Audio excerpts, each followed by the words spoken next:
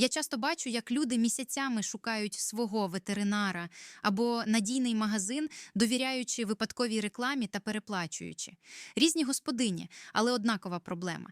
Відсутність місця, де все чесно, по-дружньому і для своїх. Жоден форум не замінить щирого посту від людини, яка прямо зараз проходить через те саме, що і ти. Жоден пошуковик не дасть такої впевненості, як рекомендація від реальної власниці в твоїй стрічці. Тому що бути мамою хвостика є це стиль життя. І він має бути легким. Знайти друга для ігор за 5 хвилин – легко. Отримати контакт класного ветеринара – без проблем. Виставити фото своєї булочки і отримати сотні щирих коментарів та навіть пропозиції від рекламодавців. Тепер це наша реальність. Ми створили котобук, щоб ти перестала бути наодинці з питаннями. Знайомся, веди свій блог, знаходь друзів та професіоналів в один дотик. Це простір, де твій улюбленець стає головним героєм великої спільноти. Ти отримуєш ключ до всього світу власників тварин, де тобі завжди раді. Посилання в описі профіля.